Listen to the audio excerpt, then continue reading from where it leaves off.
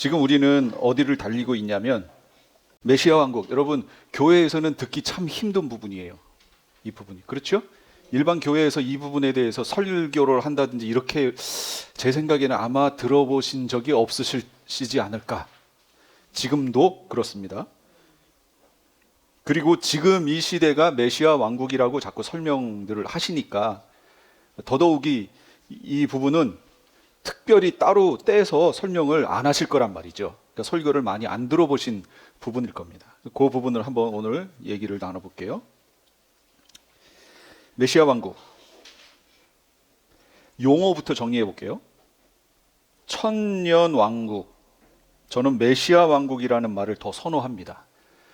천년 왕국이라는 말은 요한계시록에 딱 한 번밖에 안 나와요. 천년이라는 것 때문에. 대부분은 메시아 왕국이라는 의미로 여태까지 사용해 왔던 거예요. 구약에서도 메시아의 오심을 기다렸잖아요. 여러분, 구약 성경을 읽으시면서 구약 성경에서 천국에 대한 얘기를 여러분 보셨나요? 잘 생각해 보세요. 구약을 설교한다든지 구약 성경을 여러분이 읽으실 때 천국에 대한 얘기, 다시 말하면 새 하늘과 새 땅에 대한 얘기 여러분 보셨어요? 보셔야 되는데. 무슨 얘기냐면 새 하늘, 새 땅, 이 얘기 보셨어야 되는데 못 보셨어요, 진짜로? 이사야서에 보면 새 하늘과 새 땅에 대한 얘기가 있어요. 65장이라든지 이런 데 가면.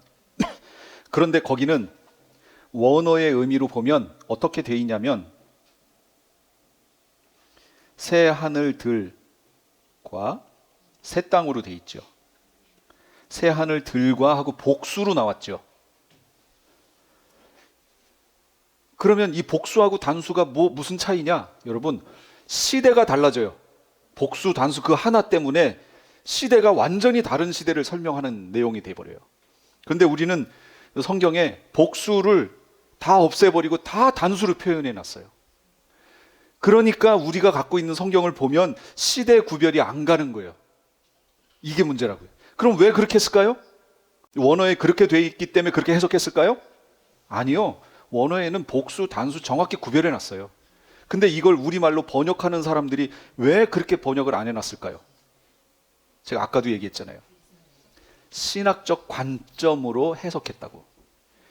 그러니까 우리가, 여러분, 책을 번역한다는 것이 단순히 그걸 1대1로 이렇게 번역하는 게 아니고 번역하는 사람의 어떤 사상적인 내용이 거기에 첨가되죠. 어떤 형태로든 거기에 들어가 있게 돼요. 특히 이런 성경과 같은 내용을 해석할 때는 그 성경 번역자의 신학이 거기에 반드시 들어가게 돼 있어요. 어떤 번역본 같은 경우는 너무 어려우니까 영어 성경에 어떤 주석이 들어가 있는 성경, 주석이 있는 그것을 번역해 놓은 것도 있어요. 그러면 그 주석은 어떤 신학적 관점이거든요. 근데 성경을 번역하는데 그 주석의 내용을 가지고 번역을 해버렸어요. 그러면 이 번역본은 그 신학적인 성경인 거죠. 그리고 그 신학적 관점으로 계속 성경을 보고 설교를 들어오면 이 성경에서 원래 얘기하고 싶었던 부분들은 다 놓치는 거죠. 그리고 그 부분을 나중에 어떻게 해서 딱 듣게 되면 그 놓쳤던 부분들이 첫 번째 반응은 성경이 이런 게 있었어? 하고 받는 부분이 있고, 두 번째 부분은 이거는 이단이야 하고 멀리 하게 되는 거죠. 그러니까 특별히 내가 노력을 하고 공부를 하고 관심을 갖고 이렇게 해서 봤을 때는 이거 새로운데? 하고 쇼킹한데, 그게 아니고 그 제 3자의 입장에서 수동적으로 들어오면 그거 이단적 교리네, 이렇게 넘어가 버려요. 그러니까 지금 여기 오신 분들도 제가 지금 설명하는 내용들이 어떤 분들한테는, 근데 여기 오신 분들은 배우려고 오신 분들이잖아요. 그렇기 때문에 여기 오신 분들은 그렇지 않을 거라고 저는 생각을 하면서 같이 말씀을 나누는데, 만약에 제가 이렇게 해놓은 것을 그 유튜브라든지 여기에서 이렇게 보시는 분들 있죠? 간혹 댓글 단 분들 보면 참 황당한데, 제가 그걸 댓글을 일일이 달자니 참 시간이 아깝다, 그런 생각이 들어요. 이 사람은 나중에 기회 되면 어떤 기회든지 저기 될 날이 있겠지 하고 그냥 댓글 안 달고 놔버립니다. 본인이 지금 무슨 얘기 하는지도 모르면서 그냥 저기 달아놓은 거예요. 그런 경우가 많아요. 자, 메시아 왕국이라는 것은 여태까지 구약 성경에서 예언되어 왔던 내용이에요. 여러분, 구약은 새하늘과 새 땅에 대한 얘기가 없어요. 있긴 있는데 아주 희미해요. 여러분이 보시기 힘들어요. 무슨 얘기냐면 예언적 원근 통지법이라고 그랬잖아요. 그러면 보세요. 첫 번째 나한테 다가오는 그 예언은 첫 번째 게 먼저 보이지 그 뒤에 거는 잘 안 보여요. 여러분들 지금 여기 나가서 멀리 산 보면 첫 번째 있는 산이 나한테 잘 보이지 그 뒤에 있는 산은 안 보이잖아요. 그것처럼 구약에서는 초림에 오시는 메시아의 모습이 선명하게 보여지지요. 그런데 그걸 놓친 거죠. 그 뒤에 있는 건 잘 안 보인다고요. 그러니까 새하늘과 새 땅은 그 뒤거든요. 잘 안 보여요. 그래서 단수로 되어 있는 건 최종적인 새하늘과 새 땅을 말하는 거고, 새하늘들과 새 땅이라고 나온 복수로 나와 있는 건 메시아 왕국 얘기예요. 구약을 읽으실 때 여러분들은 뭘 보시는 거냐면 메시아 왕국에 대한 얘기를 보시는 거예요.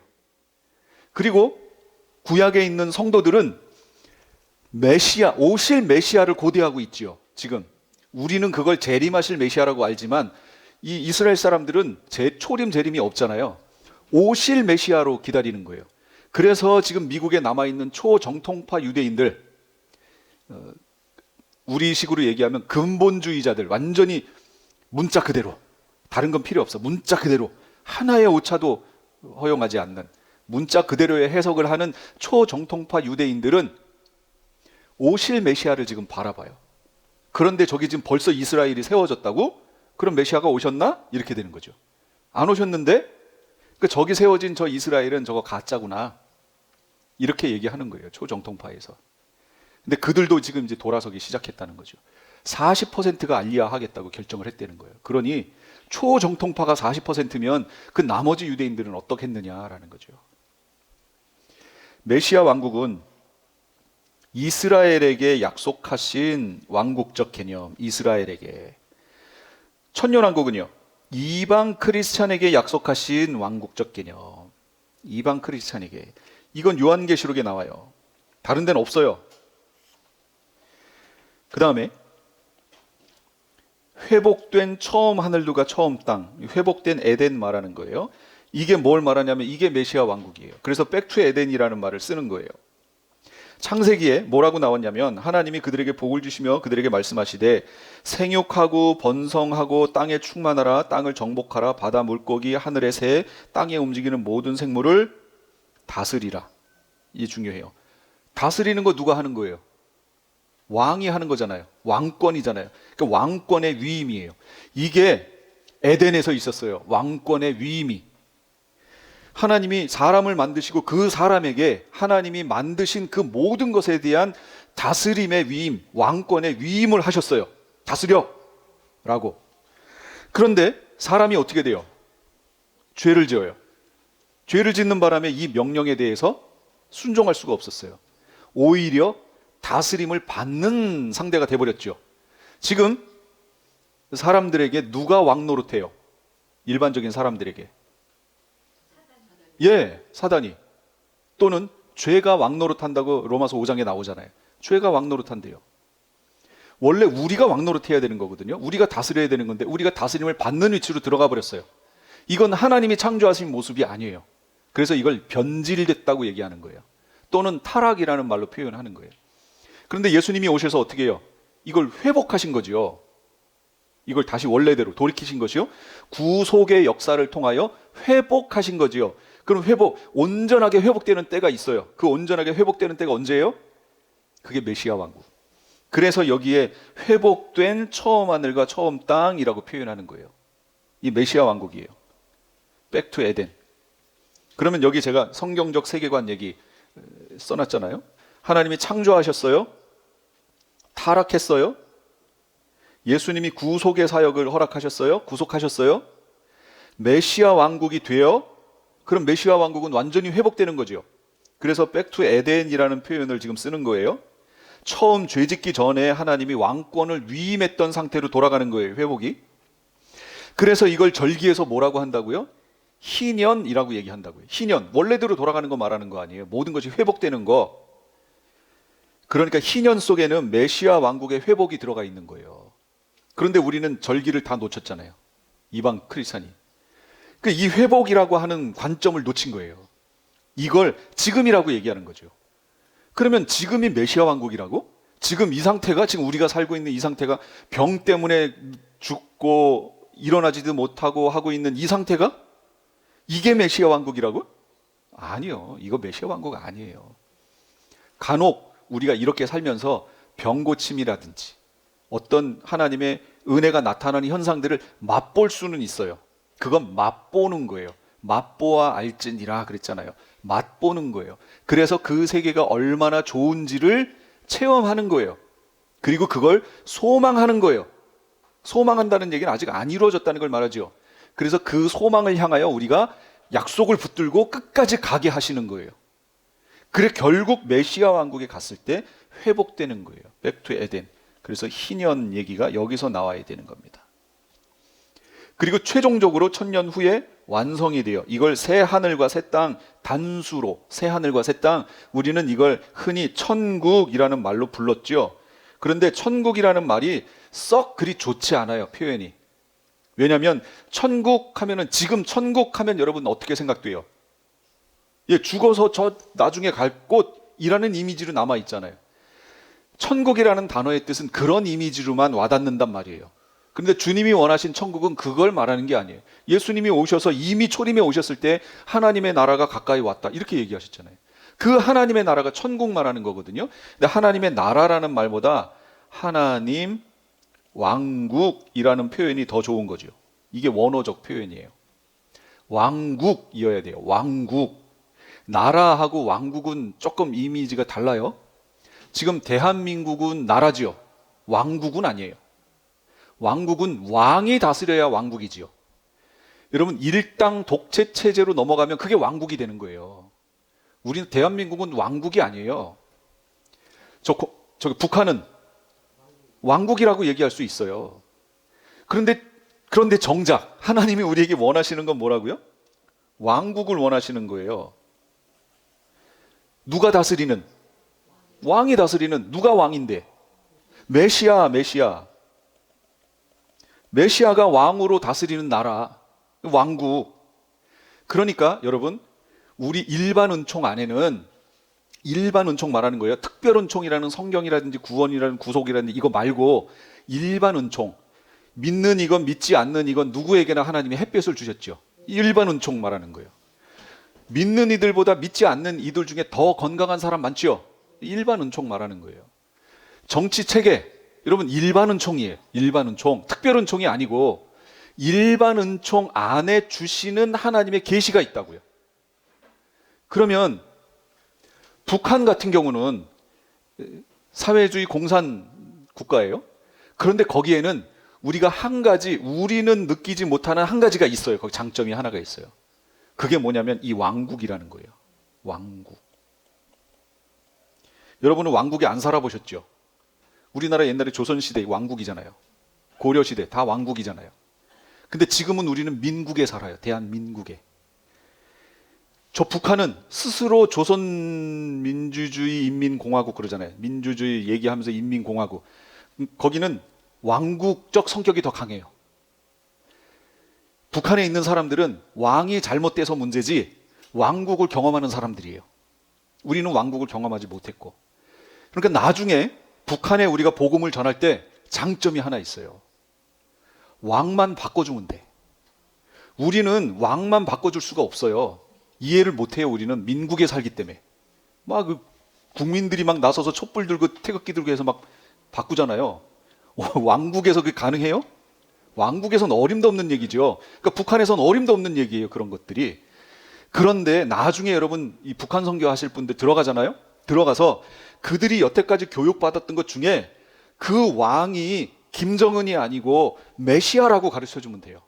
그럼 그들 속에는 왕국 백성으로서의 소양이 갖춰졌어요. 이미. 이게 차이라고. 이게 일반 은총 안에 있는 거예요.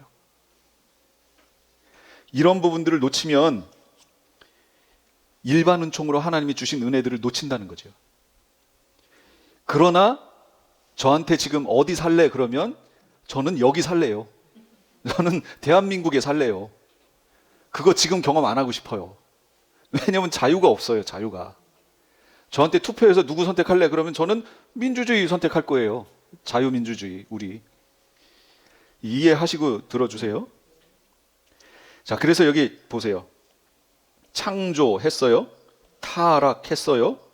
구속했어요. 회복됐어요. 메시아 왕국 드디어. 그 다음에 마지막 최종 완성이 새하늘과 새 땅이에요. 그래서 이 성경적 세계관은 창조, 타락, 구속, 회복, 완성 이 단계로 가야 된다고요. 이건 제가 보는 성경적 세계관이에요. 지금 여러분들이 서점에 가셔서 이 성경적 세계관 또는 기독교 세계관 책을 여러분 다 가셔서 보세요. 그러면 창조, 제가 그 20대 때 배웠던 성경적 세계관은 창조, 타락, 구속 이 세 개밖에 없었어요. 이 세상을 보는 관점이 이거밖에 없어요. 왜 이거밖에 없어요? 메시아 왕국이 지금이라고 얘기하니까. 그러니까 더 이상 발전할 수가 없는 거예요. 거기까지밖에 안 봐요. 여러분 한번 책 다 찾아서 보세요. 그런데 지금은 이게 조금 발전했습니다. 한국에 있는 한동대 교수라든지 이런 분들이 지금 요 회복까지 갔어요. 회복이 아니고 완성이라고 표현하죠. 회복은 요 구속에다가 집어넣고. 왜 이 회복을 구속에 집어넣냐면 제가 그걸 딱 보면 알죠. 그분도 역시 메시아 왕국이 나중에 있는 게 아니고 지금이 메시아 왕국이다라는 무천년적 관점에서 보니까 그런 거예요. 회복이 없어요. 구속에다가 집어넣고 해석하는 거예요. 그렇기 때문에 저는 이 계시록을 한 후로 보는 관점이 제가 달라졌다고 그랬잖아요. 창조, 타락, 구속, 회복, 완성 이렇게 봐야 된다. 회복. 그래서 이게 희년의 역사다. 이걸 지금 말하는 거예요. 여러분들 이 관점으로 보시면 성경을 보는 관점이 완전히 달라지실 거예요. 정말로요. 자, 이제 메시아 왕국을 빨리빨리 정리를 좀 해볼게요. 메시아 왕국이 시작되는 시점. 분명 예수님이 감람산으로 내려오셔서 아마겟돈 전쟁을 평정하신 후 바로 그 직전지 거기 얘기하는 거예요. 거기서부터 이제 메시아 왕국으로 바뀔 거 아니에요? 두 짐승을 잡아서 불못에 넣었다. 아까 얘기했죠? 산채로. 근데 마귀는 잡아서 무저갱으로 집어넣었다. 왜 무저갱으로 집어넣느냐? 그 후에 반드시 잠깐 노일이라. 할 일이 남았다는 거예요. 할 일이 남았어요. 그 다음에 여기에서 특징은 천년왕국, 메시아 왕국은 마귀 없이 천년 동안 살아가는 곳. 이 얘기는 미혹 없이 천년 동안 살아가는 곳. 그 얘기 말하는 거예요. 그 다음에 거기 들어갈 대상자들이 누구냐. 이 부분을 잘 보셔야 돼요. 대상자들. 자, 첫째 부활자들이 들어간다. 그들이 그리스도와 함께 천년 동안 왕노릇 한다고 그랬잖아요. 천년 동안 다스려요. 누가? 순교자들이. 다른 말로 14만 4천 명이. 또 다른 말로 두 증인 사역했던 이들이. 그럼 두 증인 사역했던 이들만 왕으로 되느냐? 아니요, 그게 아니고 제가 순교자라고 얘기했잖아요. 순교자들은 이 14만 4천 말고도 있지요. 이미 구약시대에 순교한 이들도 있고, 그 다음에 초대교회 시대에 순교한 이들, 지금 살아가는 이 시대에 순교한 이들, 그 아프리카 어디에서 이슬람 지역에서 선교를 하던 그 목사님이 계세요. 거기 성도도 몇 명의 성도들이 같이 예배를 드리다가 걸렸나 봐요. 이스라엘 사람들, 그 마을 주민들한테. 밖으로 끌려 나와가지고요. 그 나무들이 얼마나 많아요. 그 나무 잘라가지고 그걸로 그냥 막 인정사정 없이 내리치고요. 붕 뛰어와서 발로 그냥 차서 넘어뜨리고 그 성도들하고 목사님을. 그러더니 타이어를 가져와요. 거기는 그런 게 있나 보더라고요. 타이어를 가져와서 타이어를 이렇게 딱 해가지고 눕히면 이렇게 타이어에 눕혀지니까 일어나질 못하잖아요. 이런 상태로 만들어 놓고 그 주변에 있던 나무 가지를 잘라서 거기 불 질러버려요. 그냥 그 앞에서 바로. 그러니까 이 사람들이 막 몸부림치다가 여기 빠져나와서 여자 성도 같은 경우는 일어나가지고 거기서 약간 이렇게 계곡처럼 됐는데 거기서 이렇게 빠져나오니까 또 이 사람이 남자가 와가지고 발로 점프해서 차서 집어넣고, 목사님이 선교사님이라고 하는 그분이 이렇게 앉아 있는데 그 옆에 이 엉덩이 부분 이제 불이 붙었기 때문에 이미 이 옷들이 다 타버렸어요. 살이 나와 있는데 그 옆에서 불이 지금 붙어 있는 거예요. 근데 거기에 이렇게 벌벌 떨리면서 그냥 앉아 있는 거죠. 지금 불이 옆에서 붙어 있어요. 그런 광경을 제가 봤어요. 지금 시대에 있는 일이에요. 그게 지금 이 시대에도 곳곳에는 그렇게 순교하는 사람들이 있다고요. 그런 이들에 대해서 하나님이 침묵하실 리가 없지요. 지금은 침묵하는 것처럼 보이지만 이들이 하늘 그 번제단 앞에, 제단 앞에 가서 호소하잖아요. 그게 5번째 인사건이었잖아요. 순교자들의 신원 요청, 원수 갚아주세요 라고 하는. 아직 때가 안 찼으니까 너희와 같은 순교자들의 수가 차기까지 기다려라. 그게 7년 환란 거치면서 순교자들의 수가 차는 거죠. 그 수가 차고 나면 7 대접 심판에 가서 이거 완전히 쓸어버리는 거예요. 그래서 신원했다라고 드디어 나오는 거예요. 원수 갚았다. 그러니까 하나님이 그들을 살리셔서 그들을 메시아 왕국에 집어넣어서 왕 노릇하게 하시는 거예요. 통치자로 에덴 동산에서 왕권을 위임하셨던 것처럼 그 왕권을 그들에게 위임해 주시는 거예요. 그들이 왕으로 다스려요. 그런데 그들은 죽었잖아요. 그들이 부활해서 올라갔다가 내려온 거죠, 지금. 그러니까 그들의 몸은 부활체예요. 우리는 휴거한다고 치면 우리는 부활체가 아니죠. 살아있던 몸으로 올라갔다가 천사들의 보호를 받아 올라갔다가 내려온 거죠. 부활체는 아니란 말이죠. 부활체하고 아닌 그 휴거대에 올라갔던 사람들의 몸은 완전히 달라요. 완전히 달라요. 우리는 이 물체에 이렇게 저촉되면 여기서 멈출 수밖에 없어요. 제가 이거 통과 못 하잖아요. 부활체는 그냥 통과해요. 제자들이 벌벌벌 떨면서 있을 때 예수님이 그들이 문을 잠그고 있었는데 예수님이 거기 나타나셨잖아요. 그냥 설명이 없어요. 예수님이 거기 앞에 오셨어요. 오셔서 그 제자들에게 본인의 모습을 다 설명하고 나니까 그때 마침 누가 없었냐면 도마가 없었어요. 나중에 똑같은 현상으로 나타난 그 모습을 보고 도마에게 만져보고 믿음 없는 자가 되지 말고 믿는 자가 되라고 얘기하시니까 도마가 뭐라고 그래요? 나의 주 나의 하나님이시라고 고백하잖아요. 그 자리에서. 그랬더니 예수님이 너는 본고로 믿느냐? 보지 못하고 믿는 자들이 더 복되도다. 그 얘기 하시잖아요. 예수님의 몸은 공중으로 붕 뜨기도 해요. 부활체잖아요. 먹기도 해요. 드셨죠? 드시기도 하고 드셨으면 화장실 가셔야 되는데 어떻게 되셨을까요? 그건 또 성경에 안 나온단 말이에요. 완전 연소. 완전 연소. 그러니까 부활체는 완전히 다른 거죠. 공중에 뜨기도 하고 물질계를 통과하기도 하고 물질계에 서 있기도 하고. 물질계를 통과한다는 얘기는 여기도 물질계니까 원래는 여기 쓰면 서 있는 게 아니라 들어갔어야죠.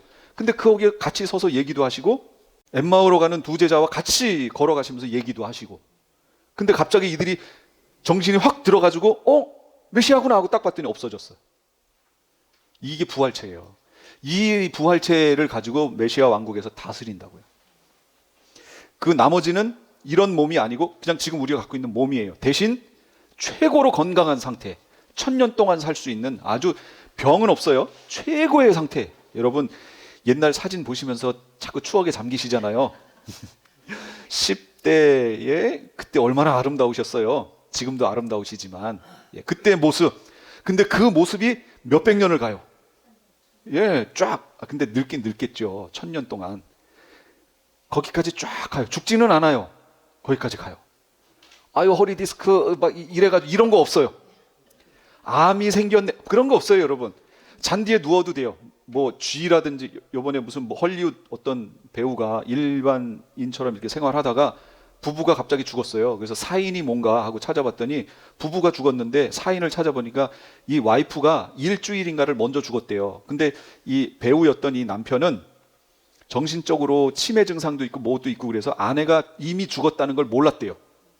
그리고 자기 방에서 지내다가 일주일 지내다가 죽었어요. 누가 챙겨주는 게 없잖아요. 그러니까 치매니까 이렇게 살고 저렇게 하다가 속이 다 펴서 죽었어요.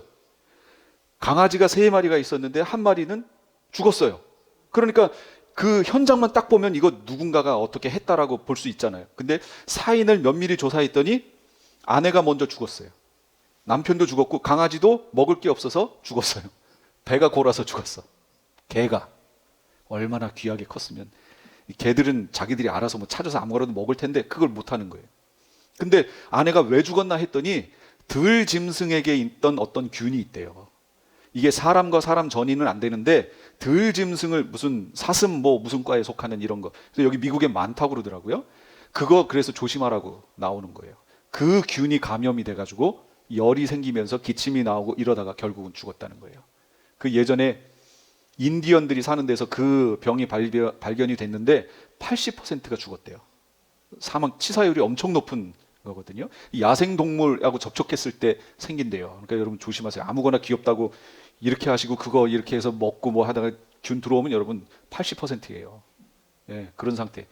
이거는 지금이고 메시아 왕국은요. 없다니까요. 그런 거 없어요. 병은 당연히 없죠. 병이 없는데. 네. 그런 상태라고요. 이게 최고의 아주 그냥 정말로 내가 농사에서 지은 걸 가지고 막 음식 만들고 해가지고 이웃과 함께 막 나누는, 아무나 길거리 가다가 맛있는 냄새가 나서 이거 뭐냐고 그러면 빨리 오라고 같이 앉아서 같이 나누고, 정말로 사랑이 넘치는 곳, 해함도 없고 상함도 없는 곳, 이게 그 메시아 왕국이에요. 메시아 왕국 모습 구약에서 이사야서에서 계속 그려줬잖아요. 이사야 9장, 65장 거기 각 그려줬거든요. 얼마나 좋은 것인지. 근데 지금이 그렇다고 그래요. 왜 지금이? 아니 총 들고 다니는데 메시아 왕국이라고요? 지금이? 죽이는데? 첫째 부활자들이 들어가서 왕노릇 합니다. 그 다음에 두 번째 들어가는 이들은 누구냐면 휴거자들이 들어가요. 그의 택하신 자들을 하늘 이 끝에서 저 끝까지 사방에서 모아 휴거시킨 후에 들어가요. 그 다음 데살로니가 전서에도 보면 살아남은 자들도 그들과 함께 구름 속으로 끌어올려 공중에서 주를 영접하게 하시리니, 공중으로 재림하신 예수님, 공중 재림하신 메시아, 그분을 우리가 공중으로 올라가서 거기서 맞이하는 거예요. 그리하여 우리가 항상 주와 함께 있으리라. 이후부터 올라갔던 이들, 휴거되어 올라가서 주님을 맞았던 이들은 주님으로부터 멀어질 수가 없어요. 왜냐하면 결혼했잖아요. 이혼이 없다니까요. 하나님 나라 원리에는. 그래서 항상 주와 함께 있어요. 보세요. 휴거돼서 올라갔어요. 주님과 혼인잔치 했어요. 내려왔어요. 메시아 왕국에 살아요. 메시아 왕국에 살다가 메시아 왕국 끝부분에 백보자 심판이 있고 예수님과 함께 새 하늘과 새 땅으로 들어가요. 항상 주와 함께 있죠. 한 번도 벗어나는 길이 없어요. 그러니까 우리가 최종적인 그것은 제림에 내려오시는 메시아 앞에 우리가 올라가는 거예요. 이거 확인하시는 순간 여러분은 이제 한 번 구원이 영원한 구원이라고 말하는 거예요. 그때서야. 그게 영원한, 한 번 구원이 영원한 구원이에요. 지금은 아니라니까요. 지금은 약혼한 거예요. 약혼한 상태에서 우상숭배하면 우상숭배하지요. 하나님 원망하지요. 그 다음 또 뭐해요? 이 고린도전서 10장에 시험하지요. 사건들은 아는데 왜 그 내용은 우상숭배하고 원망하고 시험하고 불평하고, 이거 하면 안 된다고요. 이거 하면 약속은 가지고 나왔지만 약속된 장소에 못 들어가요. 지금 상태가 그건데 이걸 빼놓고만, 이것만 빼고 설교해요. 지금 교회들이. 제가 이게 너무 안타깝다는 거예요. 그걸 설교해 줘야 되는데. 그래서 마지막 시대 성도들로 하여금 그렇게 하지 말고 준비하고 있으라고 설교를 해줘야 되는데 그것만 빼고 설교를 해요. 그러니 이게 지금 어떤 상태냐고. 너무 위험한 상태예요. 그 다음에 또 들어가는 자들이 누구냐면 이스라엘이 들어가요.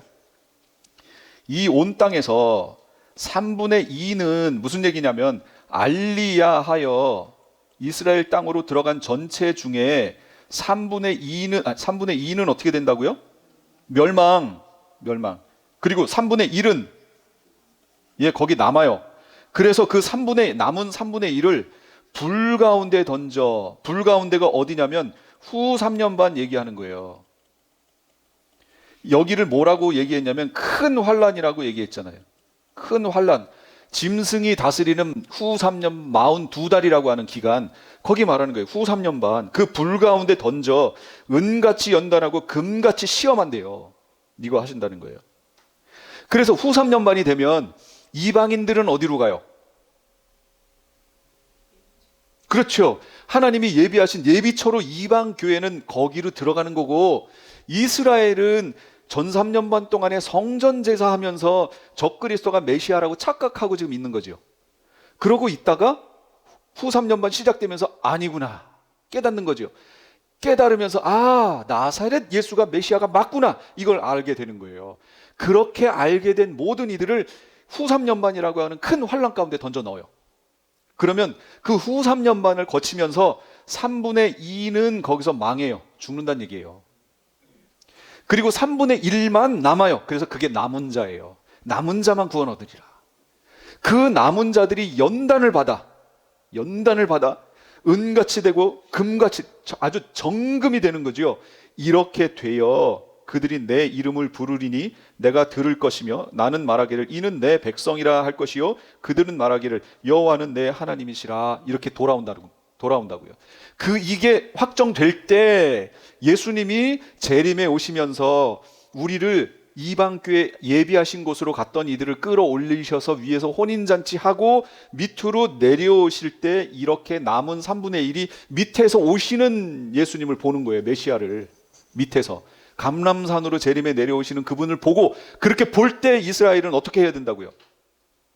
그 감람산 갈라진 골짜기로 뒤도 돌아보지 말고 그냥 뛰어 들어가야 된다는 거예요. 그래야 이들이 산다고. 흐름이 이해가 되셨죠? 예. 그런데 지금 7년 환란이 들어가려면 그 바로 앞에 나타나야 되는 현상 중에 하나가 뭐냐면 제3성전이에요. 이게 상당히 중요한, 우리 눈에 가시적으로 보이는 현상이에요. 그런데 여러분, 트럼프 행정부가 지금 추진하는 게 뭐냐면 이 제3성전이에요. 얼마 전에 트럼프 행정부의 국방장관을 뽑는 청문회가 있었는데 그 청문회에서 그 후보로 나왔던 사람이 뭐라고 얘기하냐면 자기의 비전은 이스라엘의 제3성전 짓는 거래요. 그러면 여러분 잘 생각해 보세요. 이제 4년 이제 시작했는데 이 4년 안에 그 국방장관은 제3성전을 짓겠다는 거예요. 이스라엘 사람도 아닌데 트럼프 역시 이 제3성전 짓겠다는 거예요. 그럼 무슨 얘기가 되는 거죠? 그들이 말한 대로 얘기를 진행이 된다면 7년 환란 들어가려면 얼마 남았다는 거예요? 4년 남았다는 거예요. 이들이 주장한 대로 된다면 지금 4년 남았다는 거예요. 근데 이들은 10년 본대요. 10년 안에 유대인들 지금 알리야 하는 그쪽에서는 10년 안에 이스라엘 사람들 다 알리야 시키고 들어간다, 그 얘기를 하고 있어요. 그러니까 최대로 지금 10년 본다는 거예요. 뭐가? 알리야가. 그럼 뭐가 시작이죠? 7년 환란 시작한다는 거예요. 10년, 지금 트럼프 행정부는 자신들이 이걸 맡고 있을 때 시작하겠다는 거예요. 4년. 어찌됐건 얼마 안 남았다는 거죠. 내가 너희를, 이스라엘을 이방 민족들 가운데서 데리고 나와오며 너희의 나라로 데리고 들어가겠다. 세번역에서 이렇게 얘기해요. 그러면서 39장에서 뭐라고 하냐면 그 한 사람도 이방에 남기지 않겠다. 그리고 예레미야 16장 16절 아까 읽었던 거, 여호와의 말씀이니라. 보라, 내가 많은 어부를 불러다가 그들을 낫게 하며 그 후에는 많은 포수를 불러다가 그들을 모든 산 모든 언덕 바위 틈에서 사냥하게 하겠다. 지금은 어부를 불러 알리야 시키는 시대예요. 그러니까 여러분 주변에 유대인들이 있으면 여러분 지인 중에 메시아닉 주든 그렇지 않고 뭐 진짜로 초정통파 유대인이건 어쨌든 유대계에 있는 사람들이 있다면 지금 빨리 알리야 하십시오 라고 여러분 권면하셔야 돼요. 조금 지나면 포수를 불러다가 집어넣는 시대가 돼요. 이때는 쫓겨가는 거예요. 우크라이나 전쟁 때 거기 남아있던 사람들이요, 그 전쟁 때문에 순식간에 5만 명이 알리야 해버렸어요. 순식간에 전쟁 나니까. 그러면 여기가 조사오니 하고 태평하게 여기 있었던 유대인들을 어떻게 한다는 얘기죠? 그들이 그렇게 갈 수밖에 없는 상황이 펼쳐진다는 거예요. 지금 반시오니즘 운동이 계속 나면서 뉴욕이라든지 여기는 그 회당에 경찰들이 서가지고 쫙 바리케이트 치고 있다는 거예요. 왜요? 반시오니즘 하는데 7,000명씩 막 앞에 군중들이 모여서 반시오니즘 이거 하고 있다는 거예요. 그러니 그 앞에 회당으로 돌아가는 유대인들 어떻게 해요? 표시가 안 나면 또 몰라. 다 표시나잖아요. 이거 쓰고 있든지. 유대인들 딱 보면 표시나잖아요. 그러니까 이 반시오니즘 그 대상이라는 거예요. 이렇게 사느니 차라리 이스라엘로 돌아가는 게 낫겠다 해서 지금 돌아갈 계획들을 지금 하고 있다는 거예요. 그런데 그 중에 저 이스라엘을 부정하던 초정통파의 40%가 돌아가기로 지금 계획을 짜고 있다는 거예요. 그러니 이게 얼마나 지금 급진전되고 있냐고요. 지금 그런 시대예요. 그 다음에 여러분 지금 알리아래. 지금 메시아 왕국에 들어가는 이들 부류 설명하고 있지요. 제가 첫째는 첫째 부활자들이요, 둘째는 휴거자들이요, 이스라엘이요, 여기까지 설명했어요. 그런데 여기 한 부류가 또 들어가요. 이 한 부류가 이게 이방 나라들 중에 남은 자들이 있어요. 아마겟돈 전쟁을 하러 왔던 이들 중에 예루살렘을 치러 왔던 이방 나라들 중에 남은 자가 있어요. 남은 자, 죽지 않고 남은 자가 있어요. 해마다 올라와서 그 왕 만군의 여호와께 경배하며 초막절을 지킨대요. 이들이 초막절, 여기서 초막절을 상징하는 게 이게 메시아 왕국이거든요. 이들이 메시아 왕국에 들어간다는 걸 지금 말해주는 거예요. 누가? 이방 나라들 중에 남은 자가 아마겟돈 전쟁을 하러 왔던 이 중에 이들을 왜 허락하셨을까 하는 거죠. 이게 이제 중요한 거예요. 이제 그 부분에 대해서는 마귀 설명할 때 다시 설명을 추가로 할게요. 자, 메시아 왕국 기간 중에는 무슨 일이 있느냐? 지금은 그 안으로 들어가는 자들에 대한 설명이었고, 이제 메시아 왕국 안에서는 어떤 일이 있느냐? 혈과 육을 가지고 있는 인간이 누릴 수 있는 최고의 복된 장소. 그래서 여긴 아무나 못 들어가요. 최고의 복된 장소예요. 살아있는 성도라면 반드시 기다리고 소망하며 바라봐야 되는 곳, 이게 메시아 왕국이에요. 생육하고 번성하고 땅에 충만하고, 이거 저기서 설명했잖아요. 구약에서 창세기 때 그 일이 벌어지는 곳, 이게 여기예요. 회복된 곳. 이것 때문에 메시아 왕국을 소망해야 되는 거예요. 소망이라는 게 나오는 거예요. 이것 때문에. 이미 돌아가신 분들은 여기 못 들어가요. 순교자들 말고 이미 돌아가신 성도들은 낙원에 있다가 마지막 최종 백보자 심판을 거쳐 새하늘과 새 땅으로 들어가는 거고, 이 메시아 왕국에는 아무나 못 들어가요. 그러니까 메시아 왕국에 들어간다는 것 자체도 복 받은 사람들의 순서를 보면 순교자가 첫 번째죠. 두 번째는 메시아 왕국에 들어가는 이들이에요. 두 번째 복이에요. 그 다음에 세 번째는 일반 성도예요.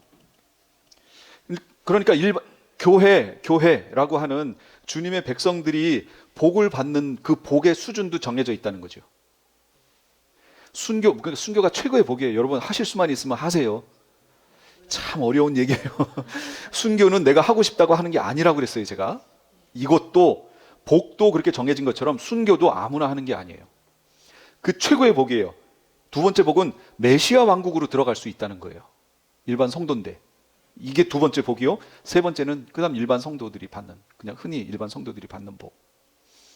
그러니까 우리는 메시아 왕국에 들어가도록 힘써야 돼요. 여기에. 성경의 구약에서 나왔던 모든 내용이 바로 이 내용이에요. 메시아 왕국에 들어가는 거. 이거.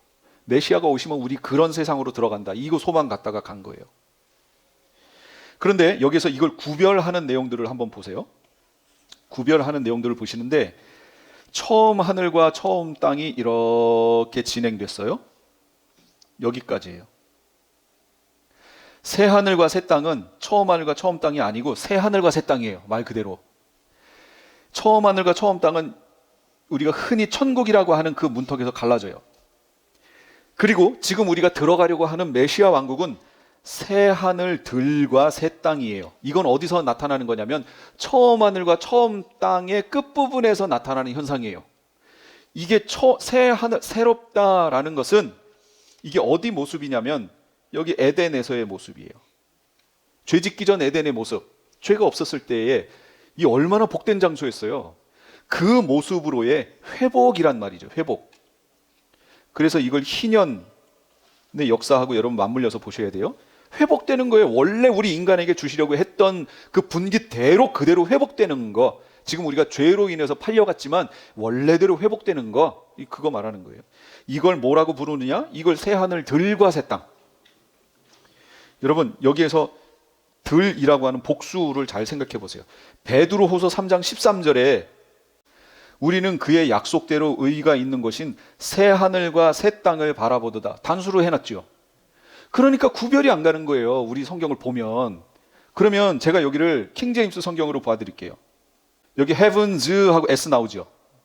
복수로 나왔다니까요. 원어는 복수예요. 그러면 여기를 원전분해 여기로 가보죠. 하늘 여기 복수라고 나오죠. 여기 복수라고 나오잖아요. 우라노스. 이게 원어예요. 복수로 돼 있다고요.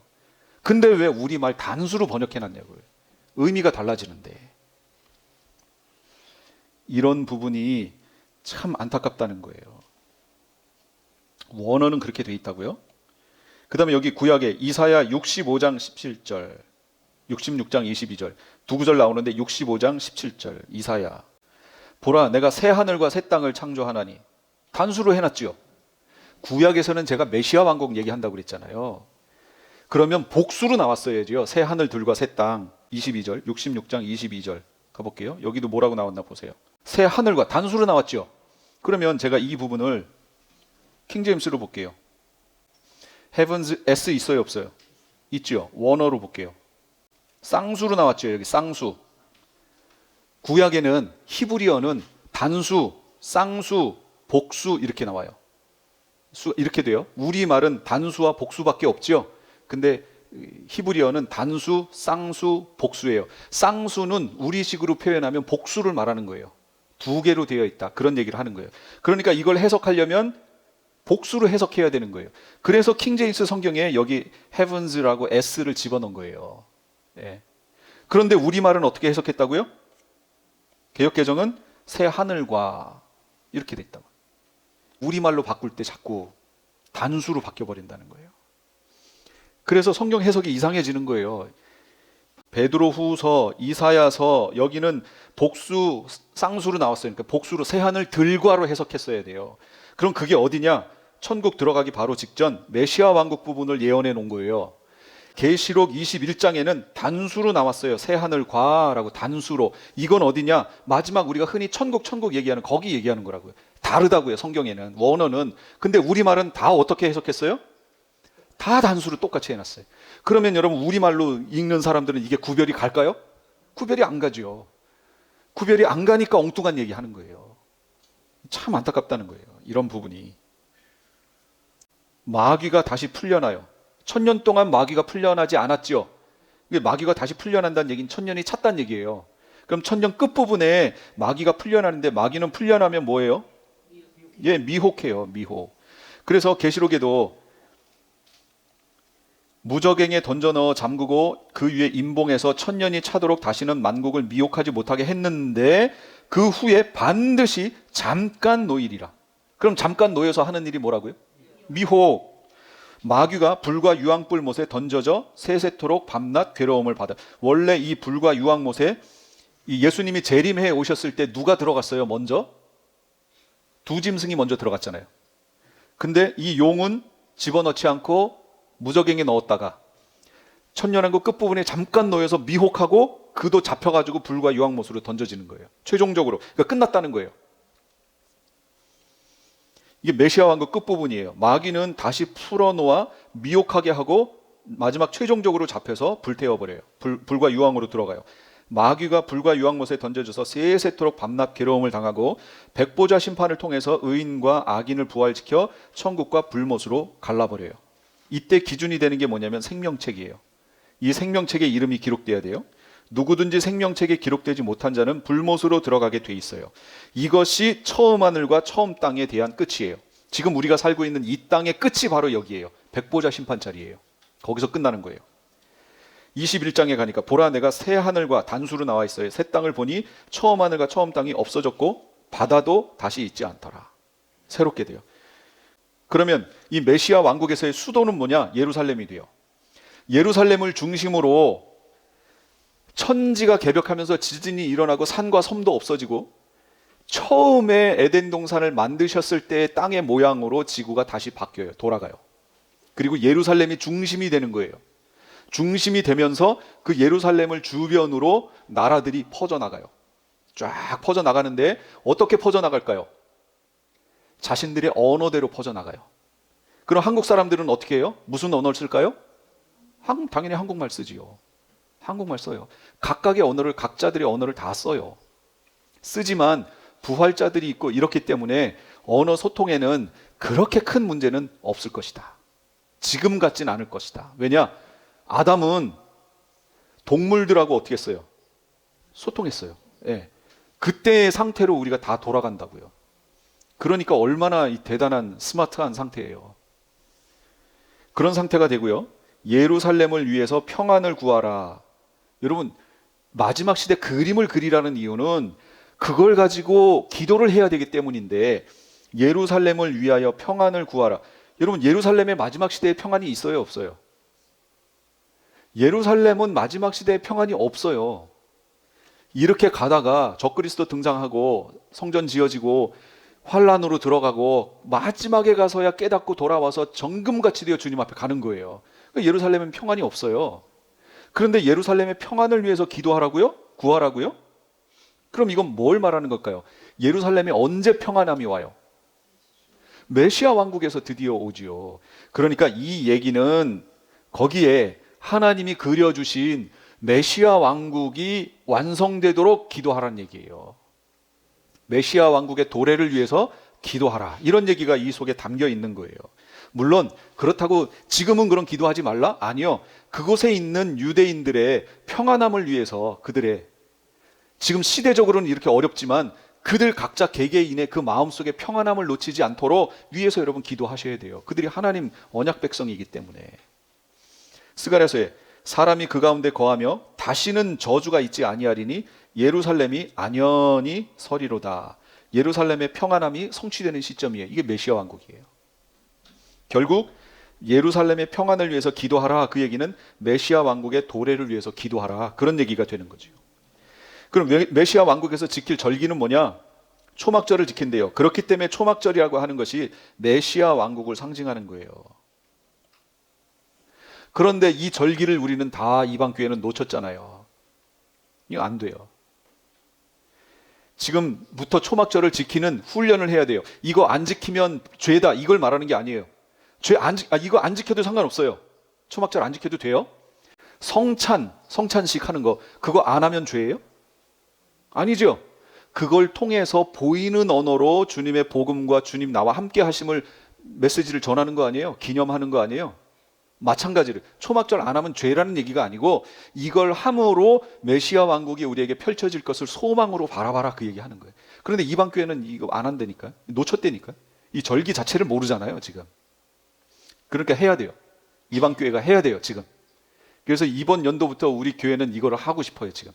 그래서 저 마당에다가 텐트 지금 2개를 사놨는데 하나가 이번 바람에 완전히 무너져가지고 속상한데 어쨌든 텐트를 치고 그때 축제 날이거든요. 이게 초막절이 축제 거기 조명도 좀 이렇게 막 달고 거기서 막 저기 가지들 해다가 막 흔들고 이거 왕이 입성할 때 이 백성들이 서가지고 막 왕이라고 흔드는 그거 말하는 거예요. 메시아가 오심을 환영하는 그거 말하는 거거든요. 그것도 좀 하고 막 이런 식으로 좀 해보려고 그래요. 그거 안 하면 죄인가요? 다시 아니에요. 이걸 함으로 우리에게 그 소망을 더 고취시키고 주님을 바라보게 하는 거예요. 메시아 왕국에서 인간의 수명은 나무의 수완과 같아요. 1000년 살아요 여러분. 1000년 동안 살아요. 병 없이. 메시아 왕국에 죽음이 있나? 그런데 여기에 이게 이제 문제가 되는 거예요. 순교자들, 휴거자들, 이스라엘 이렇게 세 부류만 들어갔으면 메시아 왕국에 죽음이 없어요. 이 세 부류에 대해서는. 그런데 문제는 아까 아마겟돈 전쟁을 하러 왔던 이방인들 중에 남은 자가 들어간다고 그랬잖아요. 바로 이들 때문에 죽음이 있어요. 그 안에. 그럼 이들을 왜 거기 들어가게 하셨어요? 이게 하나님의 계획이에요. 이들이 거길 들어갔어요. 그래서 100세에 죽는 자가 아이겠고, 그러니까 모든 이들이 100세에 안 죽어요. 지금은 100세 되면 이미 죽을 때가 됐구나 이렇게 생각하지만 이때는 그게 100세가 아이래요. 마치 지금의 10살과 같은 거예요. 100세 못 되어 죽는 자는 저주받은 것이리라. 하나님의 백성들 중에는 이런 일이 없어요. 그런데 거기 그 들어왔던 이방인, 남아서 들어왔던 이방인들의 무리가 있잖아요.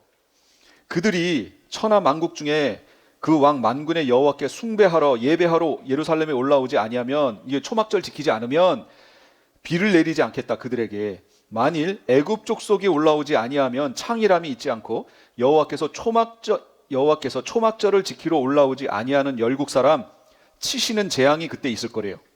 애굽 사람이나 열국 사람이나 초막절을 지키러 올라오지 아니하는 자는 자의 받을 벌이 이렇다. 벌이 있다는 거예요. 죄성을 가진 열국 사람들이 들어갔기 때문에 그 재앙에 맞는 벌이 있다는 거죠. 그 앞에 세 부류는 이미 혼인을 했기 때문에 끝났어요. 이들에 대해서는. 그들이 타락한다는 얘기가 아니에요. 이 이방 사람들이 남은 자가 살아 들어오는 현상 때문에 지금 이 일이 그 메시아 왕국 안에 벌어지는데, 바로 예루살렘을 중심으로 가까운 주변에서부터 주님을 섬기는 자들이 그 주변으로 이렇게 몰려들 거예요. 예전에 이스라엘이 움직일 때 이 회막을 중심으로 지파마다, 각 지파마다 세 지파가 이렇게 딱 진을 쳤죠. 이것처럼 이때에도 예루살렘을 중심으로, 왜? 거기에 예수님이 계실 거니까, 재림하시는 예수님이 계실 거니까 그 중심으로 나라들이 이렇게 자리를 진영을 맞춰가고 아마겟돈 전쟁을 하러 왔던 이방인 중에 살아남은 자들이 최외곽 지역으로 서게 될 거라는 거죠. 가장 멀리. 이들이 초막절을 지키러 예루살렘 와야 되는데 안 온다. 그러면 그들에게 내릴 벌이, 지금 얘기하신 대로 그런 벌이 있을 것이고, 마지막에 이 용이 1000년 동안 있다가 1000년이 차니까 잠깐 놓인다고 그랬죠. 이 놓인 용이 나와서 하는 일이 뭐냐면 그 최외곽 지역에 있었던 그들을 가서 미혹하는 거예요. 그들이 미혹돼요. 바다의 모래같이 타락해요.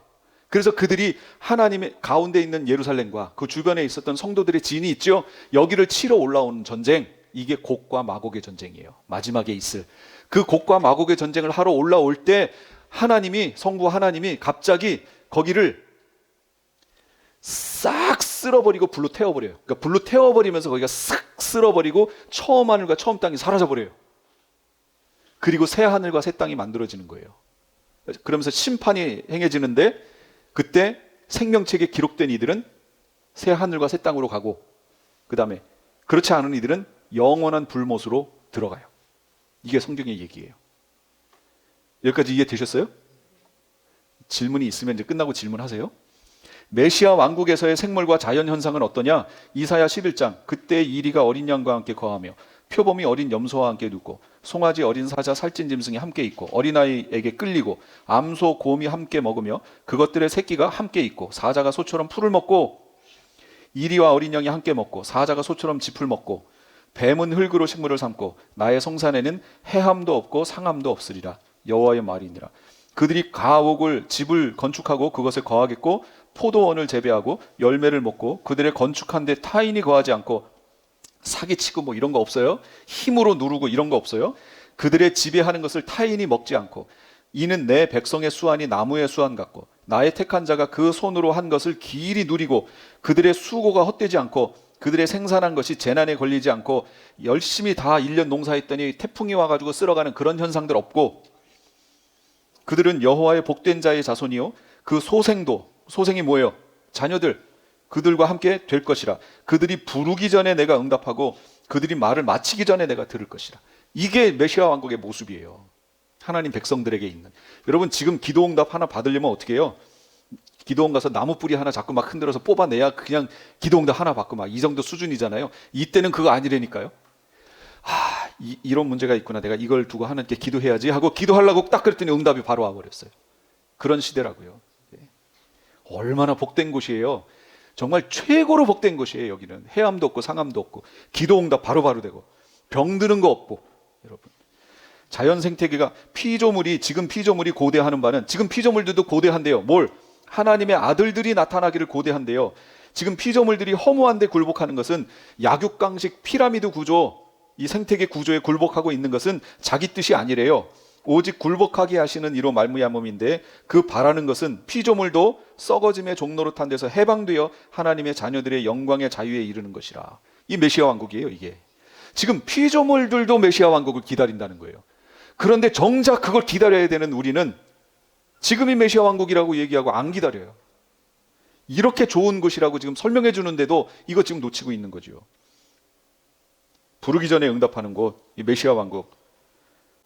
부활을 정리하면 첫째 부활에 참여하는 자들은 순교자들의 부활이에요. 이걸 히브리서에서는 뭐라고 하냐면 더 좋은 부활이라고 얘기해요. 보세요. 히브리서 11장에 보면 여자들은 자기의 죽은 자들을 부활로 받아들이기도 하며 또 어떤 이들은 더 좋은 부활을 얻고자 하여 심한 고문을 받되 구차히 풀려나라고 하지 않고, 이거 마지막 이게 그 히브리서니까 여기가 처음에 초대교회 순교하던 시대를 말하는 거예요. 그 시대에 여자들은 더 좋은 부활을 얻고자 하여 심한 고문을 받되 구차히 풀려나려고 하지 않았다는 거예요. 순교자의 부활을 알고 있었다는 거죠.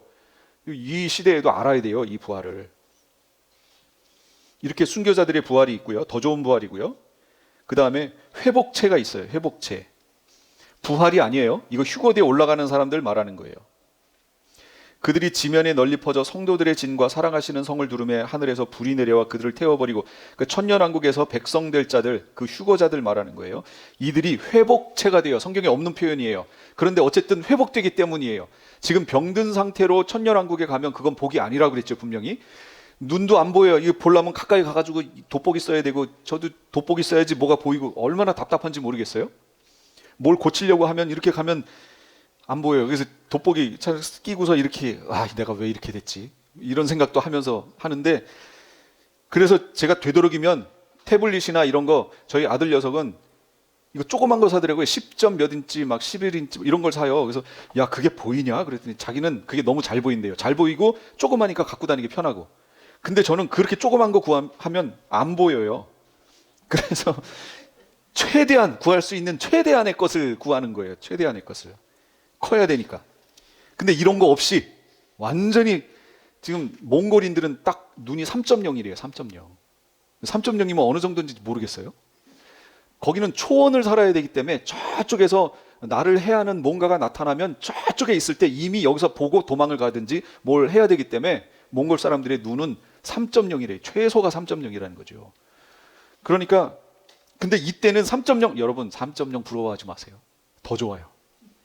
하나님이 만드신 세상을 얼마나 선명하게 여러분 보실지. 제가 하와이에 살 때 비가 여기보단 난데 비가 딱 오고 나면 어때요?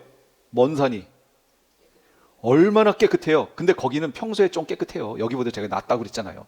평소에도 깨끗한데 그나마 비까지 오고 나면요, 너무 선명해. 너무 선명해. 와, 어쩜 그렇게 선명해요?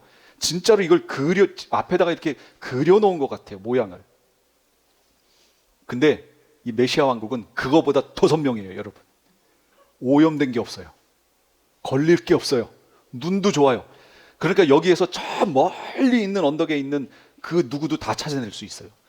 아무개 어디 갔어? 어디 한번 볼까? 그리고 쭉 보더니 저기 언덕에 있네. 다 찾아낼 거예요. 집에 있는 해피 어디 갔어? 저 언덕에서 뛰어오고 있네. 다 그럴 거예요.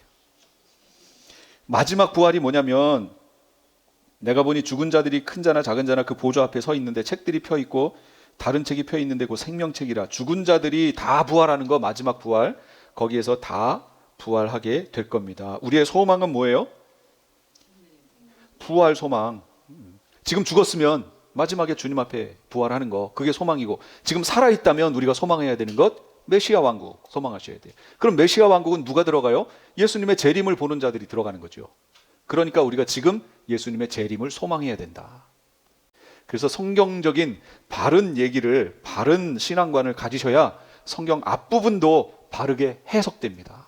마지막 시대를 지혜롭게 여러분 준비하시는 우리 성도님들 되시기 바랍니다.